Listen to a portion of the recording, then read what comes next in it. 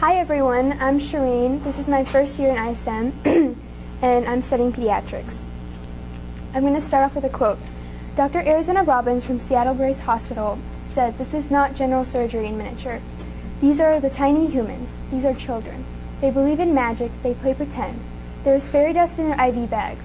They hope and they cross their fingers and they make wishes, and that's what makes them more resilient than adults. They recover fast, survive worse, they believe." And she's absolutely right. When I go to the hospital once a week, I see this all the time in every single kid. Every kid is so excited to be there, even if it's 8 in the morning. They're excited until they realize why they're at the doctor's office.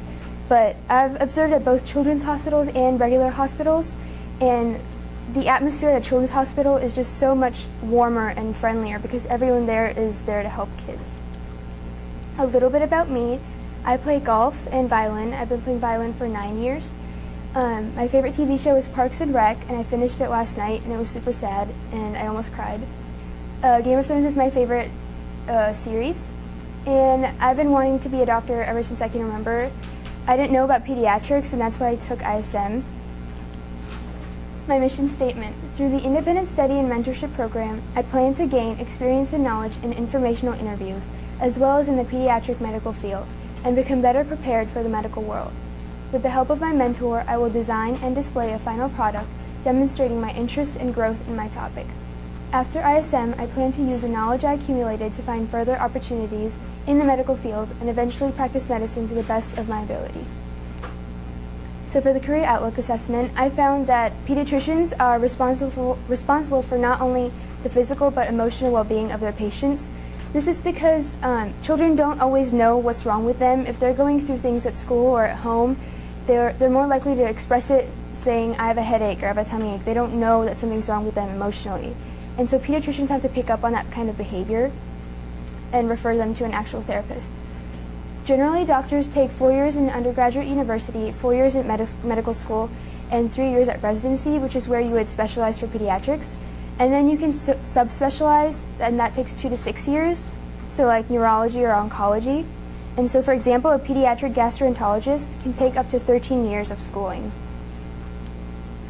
ISM events. So our first event was a business symposium, and that was that was the day after my first interview. So I was a little bit warmed up, but I was really, really nervous. And by the end of it, I was really glad I went because I got to meet all these professionals that were there just to help me, and they were very helpful and gave me a lot of good advice. The UNC field trip, I took neuroscience, speech anatomy, and a regular biology major class. In the neuroscience class, we learned about the 5 types of tastes, which are sour, sweet, bitter, salty, and umami. Umami is like a savory taste, like beef or like brothy. And we also learned that spicy is an irritant. It's not really considered a taste.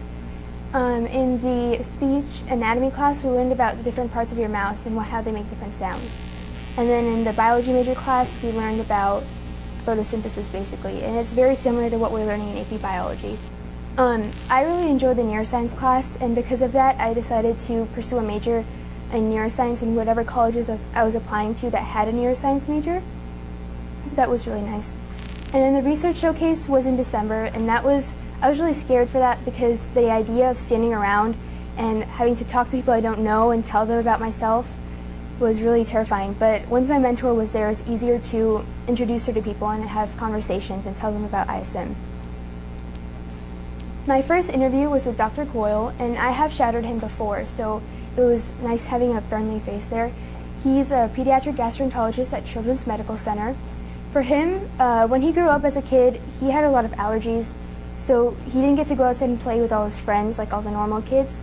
So for him, the most important thing was to make sure all his patients have normal lives. He said that children have to have a routine and like a normal life. It's easier for adults to adapt to their surroundings. If you have like a job change, you have to move, it's easier for you than for your kids.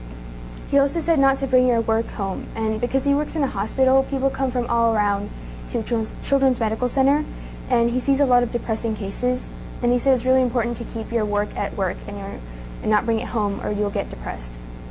And he also said, he was the first one to say it, but he said only follow medicine if you enjoy it. This is something all the doctors I interviewed told me. My second interview was with Dr. Sumrin. He was also a pediatric gastroenterologist at Children's Medical Center. He told me that it was important to interact with the child first and then the parents because the child is a patient. So if you address the child first, then they're more likely to respond to you. He also told me about emotional stress in patients. He said, as a gastroenterologist, a lot of times kids will come and say, I have a tummy ache, when there's nothing physically wrong with them. And it's because they're going through something at school, or someone's bullying them, there's something going on at home. And the biggest reward for him is to help those kind of kids without any medicine. He also talked about how a hospital is also a business because doctors are required to meet a certain quota of patients, and a lot of times that can affect the quality of time you have with a doctor. Dr. Bhatia, she was the first doctor I interviewed who had her own private practice, and she told me how a practice was different from a hospital because in a hospital, a doctor is just in charge of himself. Even the patients are kind of like the hospital's patients, but in a private practice, she's in charge of the nurses, she's in charge of the building they're in, she's in charge of her patients, all the finances, so she's her own boss. And she said it's really stressful, but it's definitely worth it. She also told me to keep work and personal life separate. So throughout the interview, she would refer to her patients as her kids, and I could tell she really loved her job. And she said that when she first started out as a pediatrician, she had trouble keeping her home life and personal life and professional life separate because she would think about her patients so much she would forget about her daughters and their life and their school life. But she really loved her job. My fourth interview was with Dr. Almasi. He was also a pediatrician who had his own practice. But from him, what I learned was that the thing that everyone told me about only doing it if you enjoy medicine, he didn't seem to enjoy his job very much. In fact, he told me not to go into medicine because doctors don't get paid as much anymore. And that was kind of a learning experience for me because I know I really enjoy medicine. And I realized that you should only do it if you love it because he didn't enjoy his job. My fifth interview was with Dr. Diana Dikshat. She is at Texas Health Presbyterian Hospital, and she went to A&M for 4 years, and then she went to UT Southwestern, and she did her residency at Children's Medical Center, and she was chief resident for a year too. She shares her practice at Forest Lane Pediatrics with 9 other doctors at like 3 locations in DFW. She said the most important thing for her was to watch her patients grow. So she's known patients before they were born, like their mothers, up to now they're like 6 years old. So she said that's the most rewarding part of being a pediatrician is seeing your patients grow and like growing up with them. She also said children are very moldable. So if you were to tell an adult to change their diet or change their exercise or the way they live, they're less likely to respond than children because children are very moldable. If you tell them to do something, they're going to do it. She also gave me a tour of the office, and I really enjoyed it. And she was a very nice person, so I asked her to be my mentor, and she said yes. My mentor visits.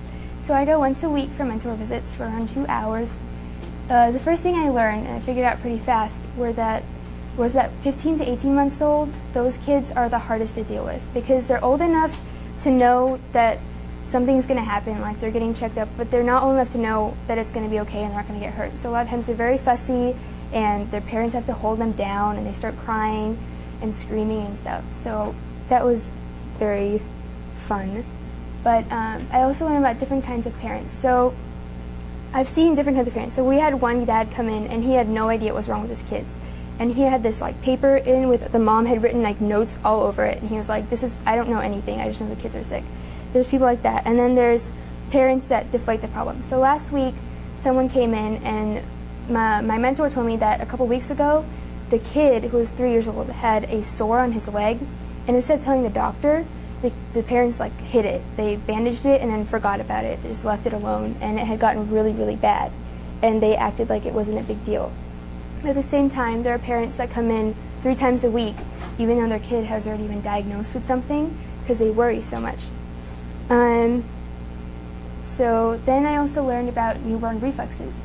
When a newborn is first out of the womb, they have this reflex where they reach for things, and if they reach with only one arm or they don't reach at all, a lot of times that means that their collarbone could be broken. So the doctor has to look for stuff like that. Sudden infant death syndrome, that can happen when babies especially, sleep on their stomach. So a lot of times parents will come in and they'll say, well, my kid doesn't sleep on his back, and I can't get him to sleep, and that's why we make him sleep on his stomach, and that can actually lead to sudden infant death syndrome. So my mentor is like, no, you're not allowed to do that. Babies with a fever, if the baby is 2 months old, they will be hospitalized with a fever, but if it's 1 month old, then they'll be hospitalized and they'll have blood work done, just to make sure it's not too serious. And then we had a patient come in, and she was getting vaccines, but then my mentor asked about her grandmother, because her grandmother had lymphoma, which is an immune cancer, and so she ended up not getting a vaccine until afterwards because she was visiting her grandma, and a vaccine is a live virus, so having a live virus around someone with an immune disease can be really dangerous. Research. So my first thing that I researched was men versus women in pediatrics, and I found that men have more specialized roles. So for example, out of the 2 specialized pediatricians that I interviewed, both were men. And then out of the 3 that were general pediatricians, 2 were women. This is something that you can see in everyday life. Cultural and religious beliefs affect on treatment. So sometimes people are religiously vegetarian. So I know Hindus are vegetarian, and if your child has not enough protein intake, then they can't have more meat, so they have to take it from somewhere else. Emotional and physical well-being. So I already talked about this, but it's very important to know that pediatricians have to be able to pick up on behaviors that show that the kid is going through emotional stress, because depression is actually very common in children. People don't think kids can go through that, but they really do. Symptoms that require immediate care. So I found an article that talked about different symptoms and how extreme they get for you to take your kid to the ER versus taking them to the doctor's office later that week versus just calling the doctor that night. And that's what led me to my original work. My original work was based on what action you should take when your kid is sick. So I started off with a survey. So I made a survey and it asked the question, if your kid had 103-degree fever and you were given 3 choices, which one would you do? You could either give them medicine, call a doctor, or go to the emergency room.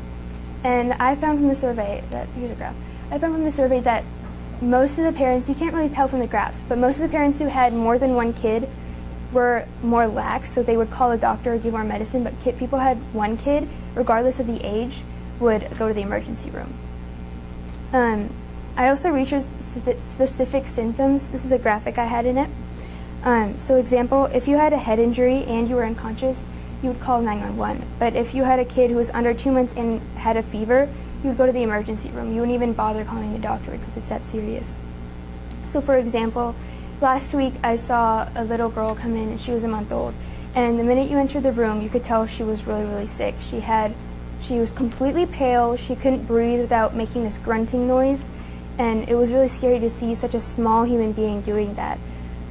She hadn't kept food down for 24 hours. She didn't have a wet diaper for 24 hours, which might not seem like a big deal, but at that age, their only job is to eat and poop, pretty much. So the equipment that they used to check her breathing rate wasn't working, so my mentor had to check it manually, and she was breathing around 65 times a minute, which is a lot for a month-old kid.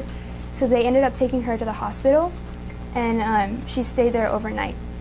So I thought that all this information is online, but it would be easier if it was all in one place and parents could use it, and that's why I thought I would use this for my original work.